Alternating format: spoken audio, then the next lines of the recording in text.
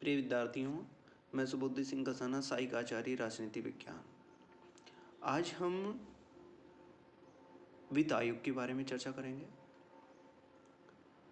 भारत के संविधान में अनुच्छेद 280 के अंतर्गत अर्धन्यायिक निकाय के रूप में वित्त आयोग की व्यवस्था की गई है। इसका गठन राष्ट्रपति द्वारा हर 5वें वर्ष या आवश्यकता अनुसार उससे पहले किया जाता है। हम पहले वित्त आयोग की संरचना देखेंगे। वित्त आयोग में एक अध्यक्ष और 4 अन्य सदस्य होते हैं, जिनकी नियुक्ति राष्ट्रपति द्वारा की जाती है। उनका कार्यकाल राष्ट्रपति के आदेश के तहत तय होता है। उनकी पुनः नियुक्ति भी हो सकती है। संविधान में संसद को इन सदस्यों की योग्यता और चयन विधि का निर्धारण करने का अधिकार दिया गया है। इसी के तहत संसद ने आयोग के अध्यक्ष और सदस्यों की विशेष योग्यताओं का निर्धारण किया है। अध्यक्ष सार्वजनिक मामलों का अनुभवी होना चाहिए और अन्य 4 सदस्यों को इस प्रकार चुना जाना चाहिए। पहला, किसी उच्च न्यायालय का न्यायाधीश इस पद के लिए योग्य व्यक्ति है। दूसरा, ऐसा व्यक्ति जिसे भारत के लेखा एवं वित्त मामलों का विशेष ज्ञान हो।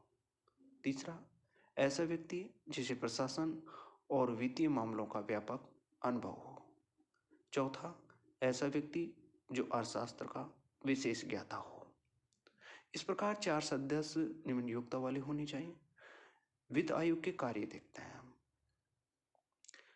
वित्त आयोग भारत के राष्ट्रपति को निम्न मामलों में सिफारिश करता है।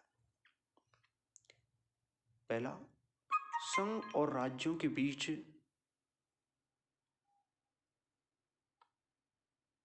करों के शुद्ध आगमों का वितरण और राज्यों के बीच ऐसे आगमों का आवंटन। दूसरा, भारत की संचित निधि से राज्यों के राजस्व में सहायता अनुदान को शासित करने वाले सिद्धांत बनाता है।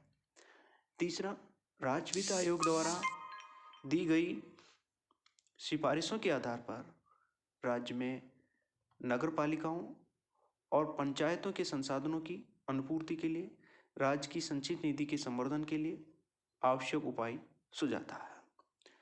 चौथा कार्य, राष्ट्रपति द्वारा आयोग के शुद्ध वित्त के हित में निर्दिष्ट कोई अन्य विषय उस पर वित्त आयोग कार्य करता है। 1960 तक आयोग असम, बिहार, उड़ीसा और पश्चिम बंगाल को प्रत्येक वर्ष जूट और जूट उत्पादन के निर्यात शुल्क में निवल प्राप्तियों की एवज में दी जाने वाली सहायता राशि के बारे में सुझाव देता था। संविधान के अनुसार यह सहायता राशि 10 वर्ष की अस्थायी अवधि तक दी जाती रही। आयोग ने अपनी रिपोर्ट राष्ट्रपति को प्रदान की, जो इसे संसद के दोनों सदनों में रखता है। यानी आयोग अपनी रिपोर्ट को राष्ट्रपति को प्रदान करता है, प्रस्तुत करता है और फिर इसको संसद के दोनों सदनों में रखा जाता है। रिपोर्ट के साथ उनका आकलन संबंधी ज्ञापन, इस संबंध में उठाए जा सकने वाले कदमों के बारे में विवरण भी रखा जाता है। वित्त आयोग एक सलाहकार भूमिका के रूप में भी अपना कर्तव्य निर्वहन करता है। वित्त आयोग की सिफारिश की प्रकृति स्वीकार्य होती है और इनको मानने के लिए राज्य सरकार विवश नहीं होती। केंद्र सरकार पर निर्भर करता है कि वह राज्य सरकारों को दी जाने वाली सहायता के संबंध में आयोग की सिफारिशों को लागू करे। Doctor PV. राजामन्ना चौथे वित्त आयोग के अध्यक्ष के कथन इस प्रकार रहा कि क्योंकि वित्त आयोग एक संवैधानिक निकाय है जो अर्धन्यायिक कार्य करता है तथा इसकी सलाह को सरकार तब तक मानने के लिए बाध्य नहीं है जब तक कोई बाध्यकारी कारण न हो। भारत के संविधान में इस बात की परिकल्पना की गई है कि वित्त आयोग भारत में राजकोषीय संघवाद के संतुलन की भूमिका निभाएगा। अब तक जो गठित आयोगों के बारे में हम चर्चा करते हैं। पहले वित्त आयोग के अध्यक्ष के.सी. नियोगी जी थे। नियुक्ति वर्ष 1951 थी। और इसकी रिपोर्ट जमा कराने का वर्ष 1952 था। रिपोर्ट के क्रियान्वयन का वर्ष 1952 से 57 तक था। अब तक 15 वित्त आयोगों का गठन किया जा चुका है और वर्तमान 15वें वित्त आयोग के अध्यक्ष NK सिंह हैं। इस वित्त आयोग का गठन 2017 में किया है। 2019 में इसने अपनी रिपोर्ट प्रस्तुत की है और ये रिपोर्ट 2020 से 25 तक लागू रहेगी। वित्त आयोग के संबंध में मुख्य अनुच्छेद 280 अनुच्छेद 280 में वित्त आयोग के बारे में भारतीय संविधान में उल्लेख मिलता है और 281 के अंतर्गत वित्त आयोग की अनुशंसाएं का उल्लेख मिलता है अनुच्छेद 281 में। इस प्रकार भारतीय संविधान के अनुच्छेद 280 और 281 में वित्त आयोग संबंधी प्रावधान है।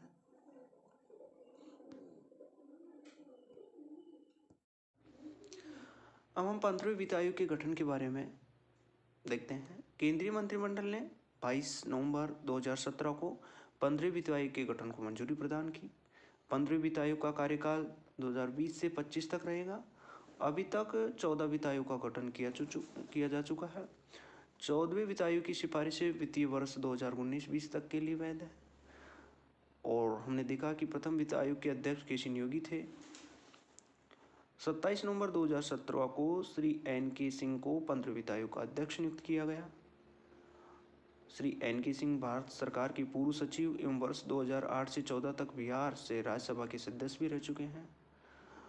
15वें वित्त आयोग के अन्य सदस्यों का विवरण शक्तिकांत दास जो भारत सरकार के पूर्व सचिव हैं, डॉक्टर अनूप सिंह सहायक प्रोफेसर जॉर्ज टाउन विश्वविद्यालय वाशिंगटन DC अमेरिका से हैं, डॉक्टर अशोक लाहिड़ी अध्यक्ष हैं बंधन बैंक के, ये अंशकालिक सदस्य हैं, डॉक्टर रमेश चंद्र नीति आयोग के सदस्य हैं, ये भी अंशकालिक सदस्य हैं।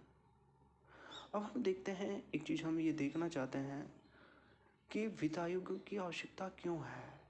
भारत की संघीय प्रणाली केंद्र और राज्यों के बीच शक्ति और कार्यों के विभाजन की अनुमति देती है। इसी आधार पर कराधान की शक्तियों को भी केंद्र और राज्यों के बीच विभाजित किया जाता है।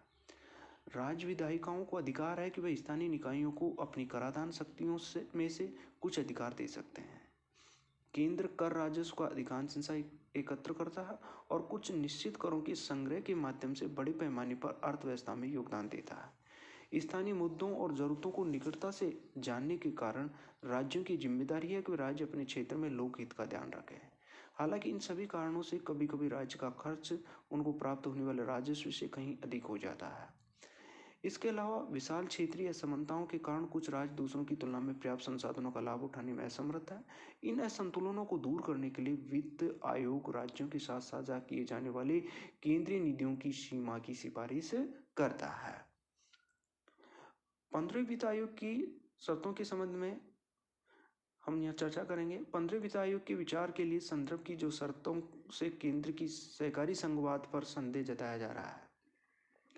15वें वित्त आयोग द्वारा 2021 की जनगणना को ध्यान में रखते हुए राज्य के बीच संसाधनों का आवंटन किए जाने की अनुशंसा की गई है। वर्तमान में इस हेतु 19वें क्षेत्र की जनगणना का उपयोग किया जाता है। हालांकि एक दृष्टि से नवीनतम जनगणना के आंकड़ों का प्रयोग किया जाना उचित प्रतीत होता है, किंतु इससे उत्तरी और दक्षिण राज्यों के मध्य विवाद का एक सबसे गंभीर मुद्दा उभर रहा है। जनगणना आधार के बदलाव के कारण सामाजिक राजनीतिक क्षेत्र में कई चुनौतियों का सामना करना पड़ सकता है।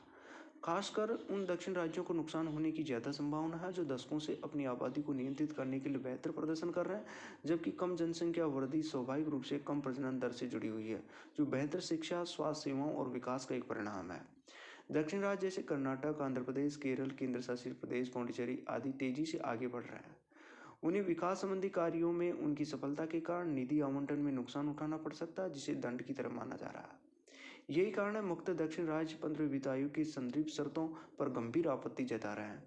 जनसंख्या नियंत्रण में प्रमुख भूमिका निभाने वाले इन प्रतियोगी राज्यों को देखें तो विशेष रूप से दक्षिण राज्यों को अधिक धनराशि का आवंटन हो सकता है, क्योंकि उनके परिवार नियोजन पहल ने लगभग अपनी आबादी को स्थिर कर दिया है।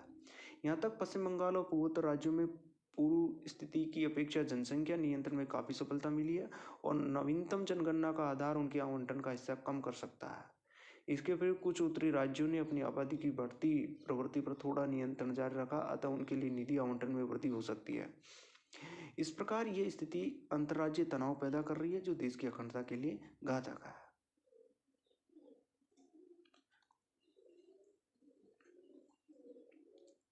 अब हम देखते हैं सहकारी संघवाद को बढ़ावा देने वाली प्रमुख पहलें देखते हैं। 14वीं वित्त आयोग ने केंद्रीय कर में राज्यों की हिस्सेदारी बढ़ाकर 32 से 42 तक स्थानांतरण के लिए सिफारिश की थी, जिससे सहकारी संघवाद की ओर एक सकारात्मक गति पैदा हुई थी।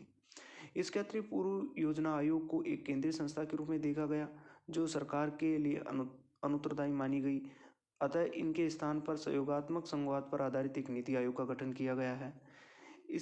इन सब के अलावा जीएसटी अधिनियम द्वारा एक जीएसटी काउंसिल को एक संवैधानिक निकाय के रूप में स्थापित किया गया, जो अपने निर्णयों में राज्यों को उचित प्रतिनिधित्व करती है।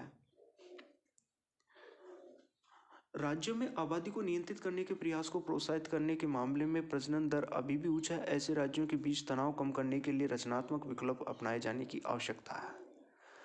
लगभग 6 करोड़ लोगों के रूप में अंतर्राज्यीय प्रवासन दर उच्च रहने का अनुमान लगाया गया है, इसलिए अधिक से अधिक प्रवासित होने वाले राज्यों का समर्थन करना भी महत्वपूर्ण है।